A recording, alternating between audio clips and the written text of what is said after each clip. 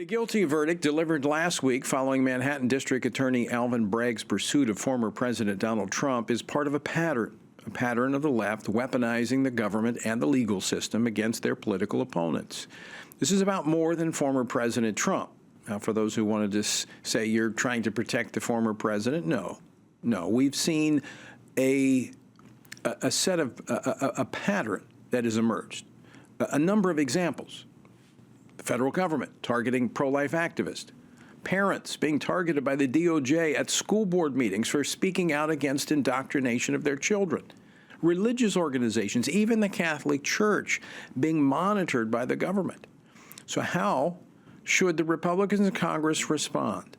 Joining me now to discuss this, Congressman Warren Davidson. He serves on the House Select Subcommittee on the Weaponization of the federal government. He also serves on the House Foreign Affairs Committee. He represents the 8th Congressional District of Ohio. Congressman Davidson, welcome back to the program. Always great to see you. Definitely an honor. Thanks for having me on tonight, Tony. So no state prosecutor has ever used federal election laws to make a state-level criminal case against a political opponent. How far was the law twisted in pursuit of former President Trump? Well, Alvin Bragg campaigned for office by saying he was going to target Donald Trump.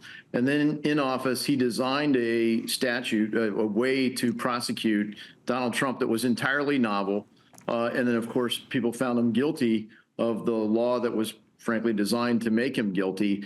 But, you know, there are a lot of problems with how the judge conducted the case, with how Alvin Bragg conducted the case, and frankly, with even the construct of the case. I mean, it is a federal election law that's the underlying issue.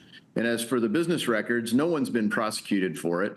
If you look at the elections law, no one's been able to expense paying hush money to anybody, let alone under the circumstance Donald Trump paid Stormy Daniels. So while those things normally would derail lots of campaigns having paid hush money to somebody like Stormy Daniels, they've never been able to be expensed as a campaign expense, and they've certainly not been criminalized in a state court, no less. Yeah.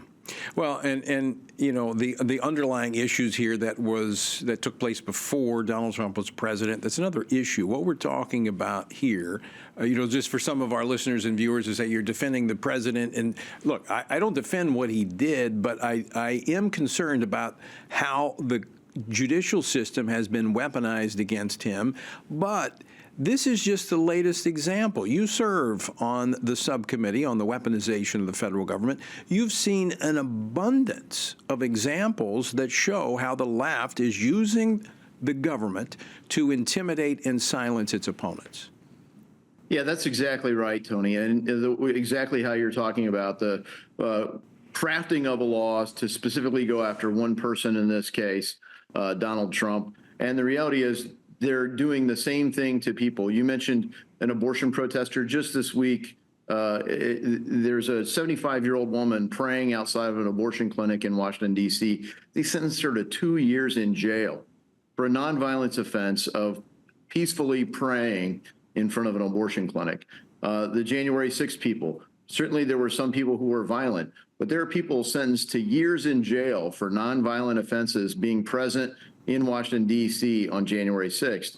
And it's all designed to have a chilling effect in terms of the targeting. You mentioned before how surveillance was conducted on people. They had, you know, the financial institutions in the country collecting and sharing information with federal agencies without a warrant or subpoena on who spent money where, on what dates, and what they might have bought, including religious texts like the Bible.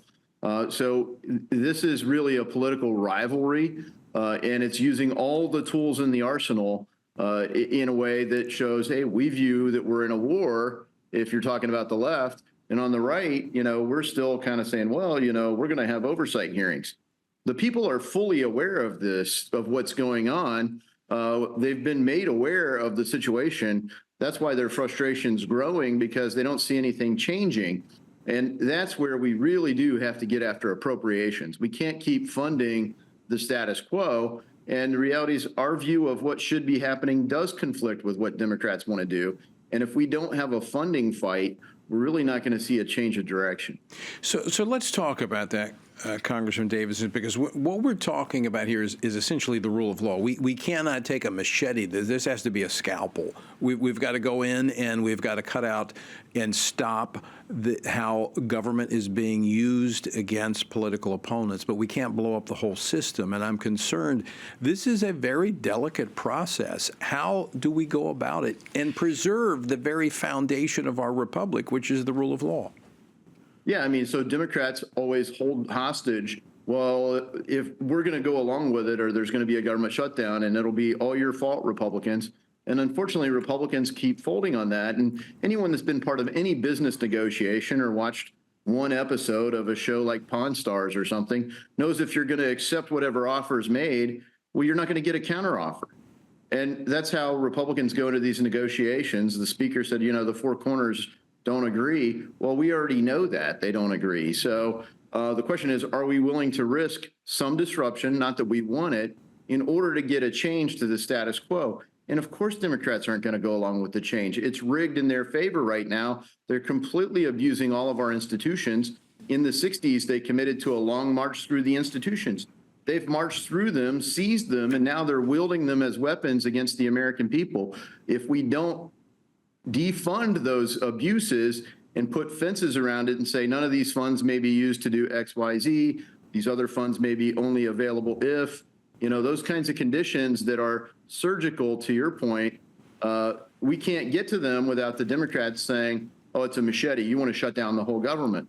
The reality is we don't, but we do have to have a fight. And we're not going to get that without the fight. So what's the timeline? I mean, we just finally got the appropriations bills through just a few weeks back.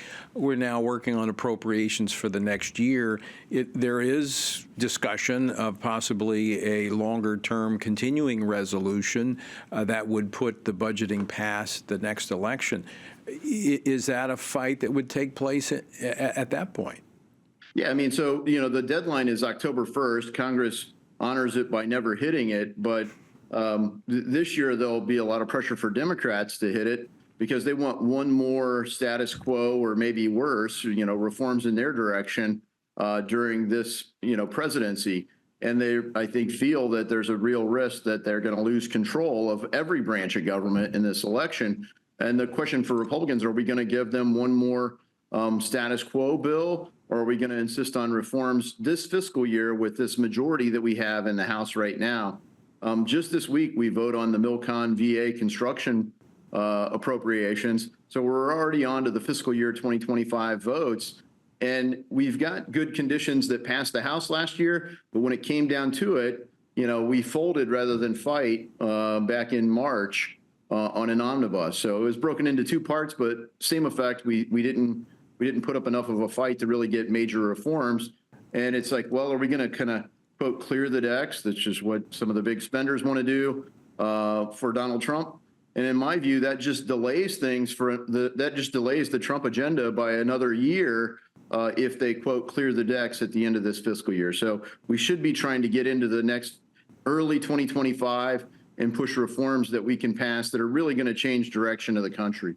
So, Congressman Davidson, do you foresee that in the appropriations bills that we're going to see some of these issues addressed, even though, understanding that that's just in the House, it still has to go to the Senate, but do you foresee that being done?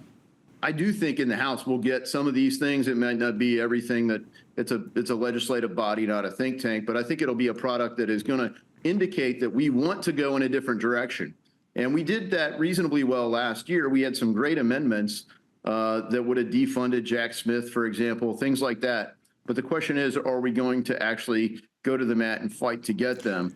And it might be that we just agree to a draw until like March 1st or something and resolve it. I don't know if we can get that. Democrats obviously want their own agenda and want, the other $4 trillion out of the $5 trillion Build Back Better that they were asking for last year.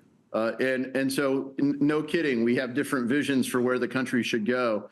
Those aren't going to be resolved without real debates and good votes on the floor of the House. Just 20 seconds, Congressman Davidson.